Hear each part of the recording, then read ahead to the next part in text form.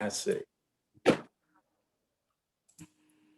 Excellent. I think we're now at capacity. Again, good morning and happy Tuesday. My name is Ibrahima Souare, Senior Community Development Officer with LISC NYC. I'm very excited to have you all participating in today's Relaunch Academy Day, which over the past 4 to 5 months, the LISC NYC team, Macquarie Group Foundation team, and our partner community-based organizations across the 5 boroughs have been diligently working together to arrive to where we are here today. But before we begin programming, I wanted to share a few housekeeping rules. Number 1, all general attendees will be muted for the first portion of programming. I believe you all have the ability to unmute yourself, but we ask that you keep yourselves muted to reduce any interruption during the first portion of the programming. Secondly, as you may have seen, this first portion is being recorded. We did send out notice about this as well, but we just want to ensure that you all are aware that this virtual session is being recorded. Number 3, everyone should have received an email with links to accessing our breakout session presentation materials. In the event that you did not receive that link, in your chat box momentarily, you will see a link to accessing, again, the breakout materials and presentations. Number 4, for the social media breakout session, based on registration request, Spanish subtitles will be activated for language accommodations. Number 5, to change your viewing options, navigate to the upper right-hand corner and select the viewing option that best fits your liking. So we can give it 5 seconds or so to make sure everyone is all set. Excellent, excellent. Okay, great, great, great. So with that being said, I'd like to introduce our first speaker, Ms. Pritha Mittal. She is the Associate Director with Macquarie Group Foundation. Pritha, the floor is yours. Thanks, Ibrahima. Hi, everyone. I'm Pritha Mittal, and I oversee the Macquarie Group Foundation here in the Americas. I'm really happy to be here today and welcome all of you to this exciting event that we're happy to co-host with our partners at LISC. The Macquarie Group Foundation is the philanthropic arm of Macquarie, which, as some of you may know, is a global financial services firm headquartered in Australia. Last year, as a foundation, we gave away close to $64 million working with our staff. We like to take a grassroots approach when it comes to giving back to communities and leverage our staff connections and time to really increase our community impact. In the Americas alone, we have 2,700 people across 25 different offices. Our primary focus area when it comes to our giving is around supporting college and career success for under-resourced youth. In response to this year's unique circumstances, we established a $20 million COVID relief fund through which we supported LISC to support small businesses owners like yourselves. We also support LISC through our recently developed Racial Equity Fund, whereby we granted them $400,000 over 3 years to support interventions around racial justice in Jacksonville and Philadelphia. We understand it's been a difficult time for all of us during this pandemic and appreciate that small business owners in particular have really faced challenges. This event today has been designed with direct input from all of you to provide training on 2 topics that were considered most critical. As I hope you'll see over the course of today's event, our staff is eager to volunteer and support this program and this community. It has been such a great experience collaborating with the folks at LISC today to make this happen, and I really look forward to the continued partnership and opportunities in the future. And now I have the great pleasure of turning things over to Lisa Glover, CEO at LISC. Lisa. All right. Thank you, Pritha, and thank you to the Macquarie Group Foundation USC team for hosting LISC and our small business grantees. The assistance and the advice you're going to provide today to these small businesses is really greatly appreciated as they move to recover from the economic fallout of the coronavirus pandemic. So at LISC, we are very, very grateful for the generous support from the Macquarie Group Foundation. As Pritha said, during the pandemic, Macquarie stepped up to join our COVID-19 relief efforts with a $1.5 million investment in our small business relief efforts. So with that support, LISC was able to deploy cash grants to 88 businesses in New York City, 22 landlords in Houston, Texas, and 19 entrepreneurs and small business owners in Philadelphia. So this was much needed capital, and it really enabled our small businesses to continue to provide the vital goods and services to their communities, and it really contributed to the local economies as well. This impact alone is huge, but in addition to the direct funding, we also leveraged a portion of that investment to fund community-based partners who provide counseling and training and other support to small businesses in all of the New York City boroughs. So this technical assistance, this TA, is equally important as we begin to recover. So we're also very grateful to Macquarie's commitment to being part of the racial equity solution in this country. So as we know, today marks 1 year since George Floyd's murder, and racial equity is more important than ever. So thanks to the Macquarie employees for support of the Racial Equity Fund. And thanks to that, we received, as Pritha said, a $400,000 grant that's going to be used to advance our racial equity mission by providing neighborhood safety, increasing opportunity, and building authentic community law enforcement relationships. We'll be doing this very much needed and very timely work in specific neighborhoods in Jacksonville and Philadelphia. So now just a few final thank yous. Since last summer, the Macquarie team, which includes Aaron Shakespeare, Gina Upshaw, Jeff Orlowski, and Pritha, has worked closely with us, with our community partners and our small businesses. And they have been incredible thought leaders and collaborators in the production of today's event. So I specifically want to thank you.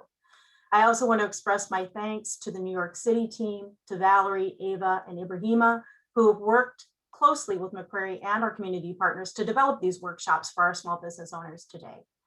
And I have no doubt that those of you who are sharing your time and talents today are going to be inspired by the ingenuity and the resilience of our small business grantees. To the small businesses that are joining us here today, you are working hard to provide services to your customers and communities, and we are thrilled to have you here with us today as well. So once again, I just want to say on behalf of LISC, thank you to the Macquarie Group Foundation for hosting today's Relaunch Academy, and we really look forward to continuing our impactful relationship. So everyone enjoy your day. Excellent, right? Thank you very much, Ms. Lisa Glover. We certainly do appreciate you sharing the importance of the partnership with Macquarie and how that essentially led to LISC nationwide really being able to support a multitude of small and minority-owned businesses across our LISC market area. So thank you, Lisa. Thank you as well, Pritha, for those welcoming remarks.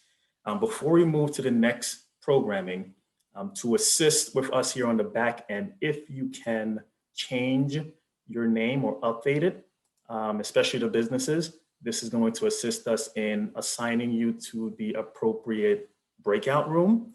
To change your name, what you should do is on the lower bottom of the Zoom, you should be able to see participant. If you click on that, you should be able to, it'll prompt you a small window.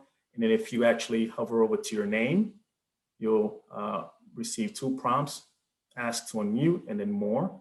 If you click on the more option over your name, you should have the option to rename yourself. So it would be helpful if you can please just input your full name, first and last name, so that our team on the back end here can assign you to the appropriate breakout sessions, okay? So thank you. Excellent, all right. So while folks are making those updates, our next session will be a moderated panel discussion, whereby we will hear stories from the field as 2 of our business grantees will share their experiences during 2020 and how they were able to navigate the public health crisis and the economic crisis as well. Moderating the session will be Ms. Valerie White, who is the Executive Director of LISC NYC. She will be joined by 2 of our grantees, which is Ms. Sabrina Brockman of Grand Chomps and Mr. Enrique Maldonado of Fruce's Juice Bar. Now, I did receive a message from Sabrina that she may be receiving a little bit of technical difficulties. So we'll, if you can bear with her to join and be connected. But Valerie, are you on? I am on and ready and excited to engage in this conversation, and want to start by also expressing my thanks on behalf of LISC New York City and LISC to the Macquarie Group for their support of this hugely important program. We are in such an economic crisis in New York City, and of course, as small businesses, those run by minorities, immigrants, anchors of the neighborhoods and the communities that they're located, they are just hugely important to the recovery of the economic state of New York City. So we are very, very grateful to have the opportunity to not only provide the grants, but get the continued support for sustainability for these businesses. So anxious to start this conversation. Also to our national president, LGlover, thank you so much for joining us and providing the support for LISC New York City as we continue to move toward economic recovery for our city. So we appreciate you as well. So I can start with Enrique and we can begin our chat. Hello, Enrique, how are you? Good to see you. Good morning, Valerie. Good morning, everyone. Thanks for asking. Yes, thank you. And as we started to chat both with Enrique and we'll speak with Sandra when she pops on, as I was chatting with Enrique to prepare for this the other day, and he was talking about where his juice bar was located. I was like, okay, I know where it is. I've been there. You're right across the street from City College, down the block from New York Women's Chamber, one of our partners in this program. And the juice is delicious, by the way. So I'll let everybody know if you're in that neighborhood, be sure to stop by. But Enrique, talk to us a little bit about your business, what you've experienced during COVID, and why this recovery time is a critical point for you and your business. Okay. Well, good morning, everyone. So Frusa Juice Bar is a juice bar that dedicates on natural juices, smoothies, and healthy snacks for the community. We are determined to make it easy by providing healthy options at affordable prices at Upper West Side Harlem. 2020 was a year, surprisingly a year for us. At the beginning of the year, we were ready to launch, to have our most successful year of the year. We did renovations and we were ready to offer new products. But 2020 surprised us with COVID-19. We thought that we had to change our business model. We had to change everything that that we were accustomed of. Mm-hmm. And I think with the people, with the community, we saw what we needed to do and what had to be done so we could keep on offering our business to the community. Now, if I'm not mistaken, Enrique, you were actually closed for a period of time. Is that correct? Yeah. So unfortunately, on March, we closed our doors because there was a mandate for non-essential businesses to close down, public schools to close down, colleges to close down, and that they were, let's say, 60 to 70% of our business, since we're surrounded by all the public schools, City College, and other businesses. But once that mandate was put in effect, we felt crushed. We felt that our business was, part of our business was taken away. Mm-hmm. Yeah. So when you deal with, when your business, your main inventory, right, is perishable items to produce your product, I would imagine that also had a huge impact, because once you reopen, you basically had to start all over, correct? That is correct. Well, when we decided to close, we knew that we had to do something with all our inventory, all our products. So instead of selling this and that, we took 2-3 days to offer it to the community. We put up notes, offer free smoothies, free produce, And it took us 2 days to get rid of all our fresh produce, all the healthy snacks. And that was a way of giving back to the community for supporting us for the years since 2014. And that did empty out all our shop. We had nothing else. It was all produce, all snacks, all drinks, all gone. And when coming back to reopen the shop, it was starting all over again. Yeah, and you know, one of the things that I'm finding as I have the opportunity to speak more and more to the businesses that we work in is the giving back, right? That businesses do to the communities that they're located. So you have that connectivity, that anchor, right, of support for communities that generally are not as invested in as much as they should be, but depend on the small businesses as part of their makeup of community, not just, you know, economically, but part of, you know, feeling that community, family community. Hi, Sabrina, how are you? Good to see you. I'm glad everything worked out. So Sabrina is the proprietor of Grand Champs. And I'm also excited to say I'm one of her customers too.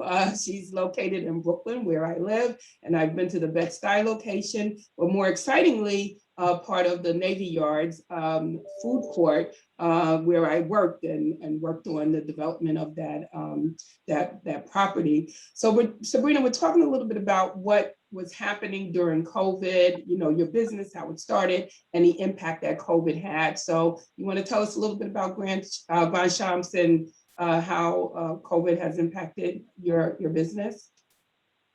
Yeah. Thanks again for having me, and thanks to LISC for providing this grant opportunity for us small businesses.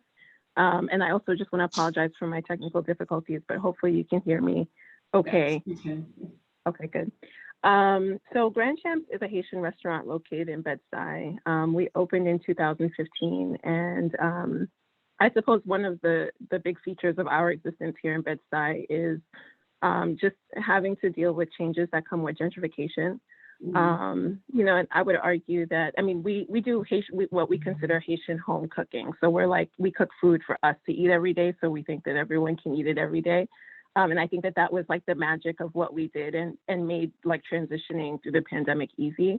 But as a business, we consider our community in crisis. And COVID was just another crisis for us to adjust to. You know, for me as a business owner, it was important for me to just read what was happening in other communities across the world, because, you know, everyone was responding to this crisis in different ways. But it was very quick to see what types of trends were happening, that food would be considered an essential business, that we needed food. And we were thinking about ways to continue to serve our community through food and think about the other ways that we can maybe compensate for the things that we might miss or that we might need during this time. And that was a big part of our pivot. You know, the other thing that we really just thought about our safety and our needs, like just us. And when I say us, that includes our staff. And that really drove a lot of our decision making throughout the process. But the idea of being in tune with like our customers and being able to adjust to our needs was our biggest strength. To me, you know, one of the biggest observations that we saw, particularly during the pandemic, was, you know, with George Floyd's killing, was this attention to like Black life and Black death, like being in front of us on camera, on screen, and like having to live that trauma over and over again. And it wasn't a trauma that was new to the Black community, but it was like becoming new to the world. And so just for myself and our employees, we felt that we were carrying, you know, a number of different crises on our back. And we had to find new ways of coping with that. And that was incredibly heavy for us as a business.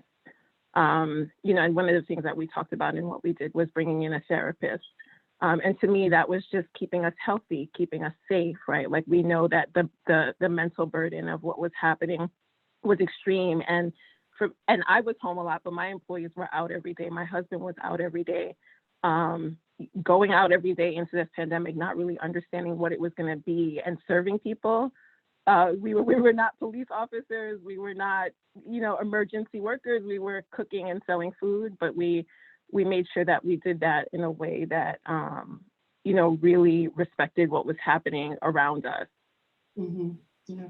And that's such an important point because there was a period of time where everything was closed in New York, pretty much, right? We couldn't do anything. But what remained open, and you're talking about it as essential services, were the small businesses in their community. And that's what was the string that kept New York City's economy going.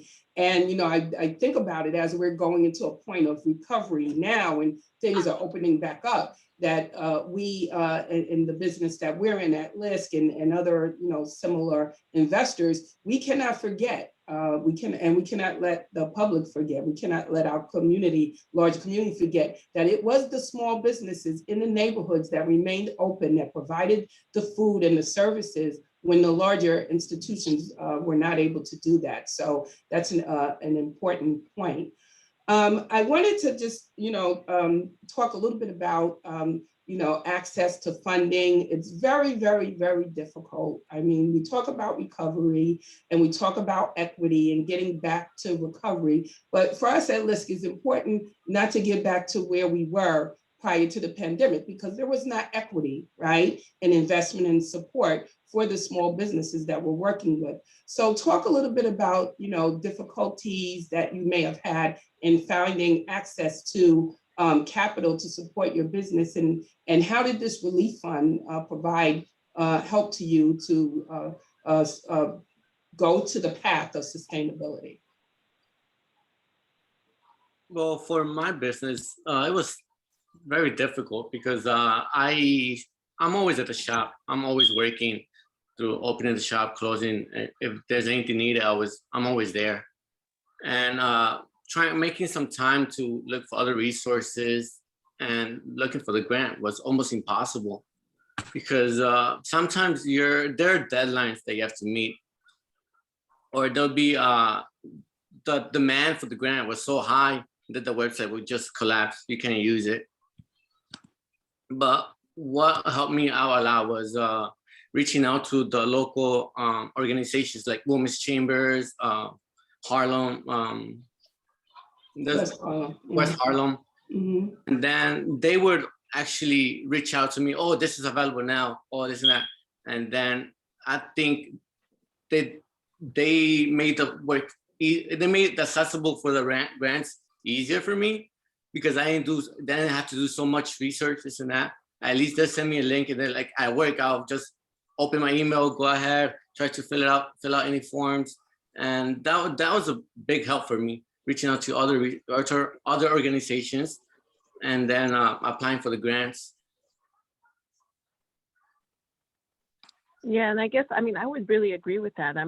It is hard to find the time to look for and apply for the resources. But in this past year, there was so much energy being put into getting resources to people that it was actually easier than I think it has been in the past in some ways.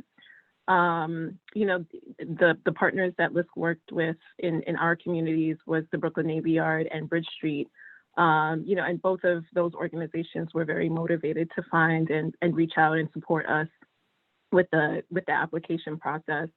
So I would argue that in a weird way, I didn't expect to have access to capital during this pandemic, and the amount of opportunities that came up were more than I expected. And in a strange way, it was easier to have access to capital as a minority business owner during this time, because everybody was struggling and everybody needed access to resources. And to me, it's a big lesson about what moves the needle when people are in need.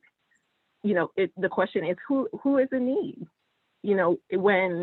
When certain people are in need, the resources aren't there. But when everyone is in need, the resources showed up. So, I would just say that this time has showed me that, there's money out there.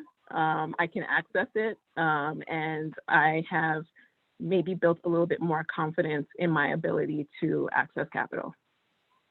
Right, and that, clearly important, right, for small businesses to have that opportunity to access capital. Of course, the time we're talking about is survivability, but also sustaining long-term viability and growth. So we have a couple of minutes left, and would love to hear from both of you all. What are your thoughts on the growth of your business? So stage of sustaining, but where do you position yourself for growth? And in that, what advice would you give to the other businesses on the phone today? Well, I would say going back a little, for my case, I think getting access to capital was a bit more difficult since I wasn't able to can be certified as small business or minority owned, and then as being a young entrepreneur, doing everything for the business, I handle everything, and it's been harder. But I felt that yes, there are some grants, and there are definitely helps the business a lot.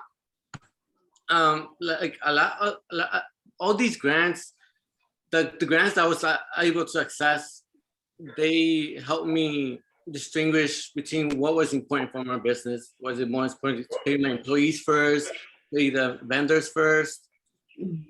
And then I had to put a plan into how I was able to, how can I continue to grow the business, or how to look for other resources, and how to get different sources of income, different sources of revenue. I couldn't depend mostly on my community, and then I had to. What I did was connect with third-party delivery services, and offer products from the bulk and not single products. And I think that was important for me to realize that I didn't need different revenue, different sources of revenue to keep on growing. Good.